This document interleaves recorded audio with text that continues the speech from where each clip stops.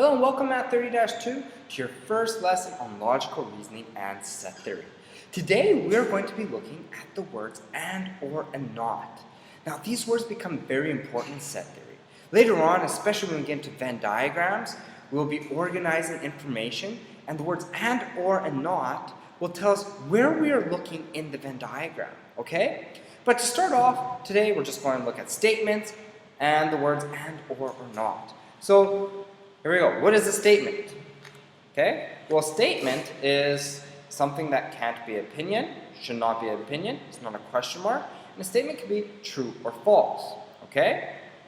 So here are some examples. I'm going to start here. Determine which or whether each case of is a statement and whether it's true or false. The first one says the number 4 is a prime number. Now look at this. That is obviously a statement saying number 4 is a prime number. There's no opinion there. It's not a question.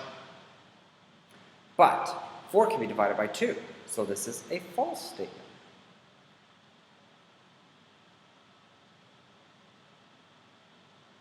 Next one says, driving a car is the best mode of transportation. Well, I could find someone who doesn't believe in that. For instance, if I want to go across the ocean, well, I'm not going to drive a car, unless if you have some kind of fancy schmancy car. So this is obviously an opinion, not a statement. Our next one says, if you double an odd integer, you get an even integer. Well, we think about that. What's doubling 1? That's going to be 2. What's doubling -6? Or sorry, -5, that is -10. What is doubling 9? That's 18. So yeah, that is true. No matter what, this is true. This is a true statement. Okay? So there we have it. We had 3 different things here. The first one and the last one are statements. This one's an opinion. If it's a question or an opinion, it cannot be a statement. Normally an opinion is something that says the best or this. Okay? That's an opinion, or the worst. Now, here we go. Let's take a look at our next one here. We are looking at examples of using the word not. Okay? So, whenever we use the word not, you're normally making a negation of a statement. Okay? So, one will be true and one is not true. Whenever we're making negation of a statement, one is true and the other is not. So here are some examples. If we have the city of Vancouver is in the province of Alberta, this actually is false. Right? Now it says the city of Vancouver is not in the province of Alberta. That makes it true. These are examples of negation statements. So here's our first example. It says, a student made the following statement. All triangles are isosceles. Well, I know some triangles are scalene, some are equilateral. That's not true. So what is the negation statement of that that's true? Well, here A says all triangles are not isosceles. Well, all are not isosceles? That's not true, because some triangles could be isosceles. That is not a good negation statement. Not all triangles are isosceles. Well, that's kind of true, because some triangles are, but not all triangles are. B sounds good. C is all triangles are scalene or equilateral. Well, if all of them are scalene or equilateral, that means none of them are isosceles. So that's false. So my negation statement is going to be B. Next one says, write the negation of the following statements. It is 20 degrees outside. Well, the negation for that would be, it is not 20 degrees outside.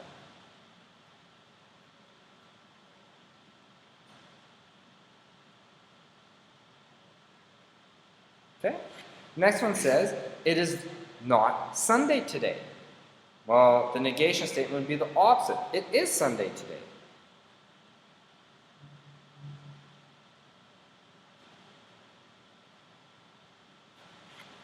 Okay? Because it could be everything else but Sunday today. That would be the negation statement.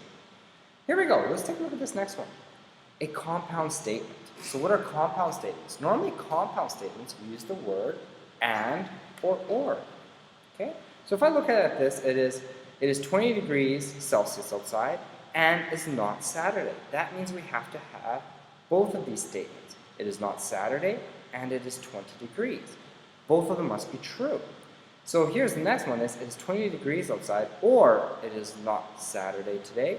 We could have this or that. That means we could have both of them or one of them, okay? So we could have it being this, we could have it being this, or we could have both of those. All right, does that help? We're going to do some examples here to understand that a little bit more. If you don't understand after my examples, I strongly suggest reading over this page here, which I'm skipping over. All right, here we go. It says, consider the natural numbers that are less than 15. Let's make a list of them. Here we go. We have 1, 2, 3, 4, 5, 6, 7, 8, 9, 10, 11, 12, 13, 14, and 15. Now we look at those, so those are my numbers, all the way to 15. So it says, x is an odd number. So what are my odds? Well, my odds are 1, 3, 5, 7, 9, 11, 13, and 15. So let's write those all out.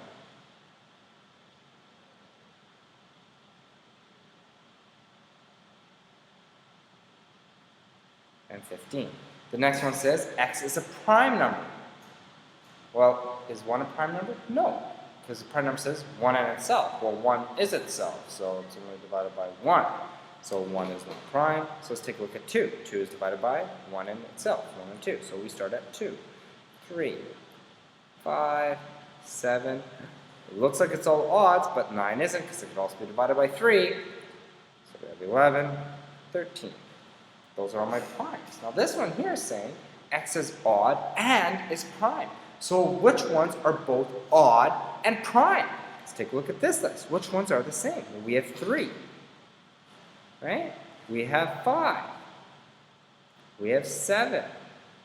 We have 11. And we have 13. Notice how I can't use 15 and 9, just like I can't use 2, because they have to be in both of these lists.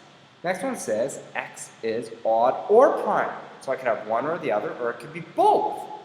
All right, so we have everything in both of those lists. So I have 1, I have 2, I have 3, 5, 7, 9, 11, 13, and 15.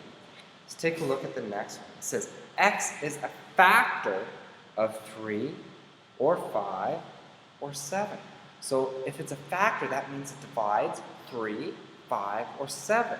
Any one of those. Well, I know 1 divides all of those. What else does? 3 divides 3, 5 divides 5, and 7 divides 7. Next one is saying x is a factor of 3 and 5 and 7. So what can divide all 3 of those? Well, those are all prime, so only 1 can. Next one says, x is a multiple of 3, 5, or 7. So now we're looking at a multiple of 3, 5, or 7. So 1 isn't a multiple, it's not bigger, it has to be equal to or bigger. So we have, let's first look at the 3's. I have 3. I have 6. I have 9. I have 12.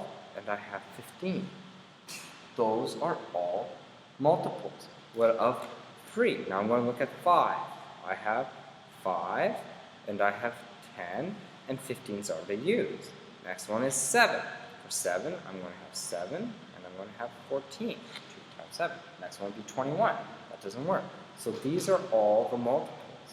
Now the next one says x is a multiple of 3, 5, and 7. Well, there's several that are 3 and 5. We have 15 and 10. But none of those are also multiples of 7, are they? So there are actually none. And that's it. So that's how we do this lesson. I hope you understood it. And if you have any questions, feel free to ask me tomorrow. And make sure you come up with some kind of question. Or try and come up, if you don't have any questions on what I did, see if you could come up with something more advanced so that we could talk about tomorrow. Good luck, and see you in class.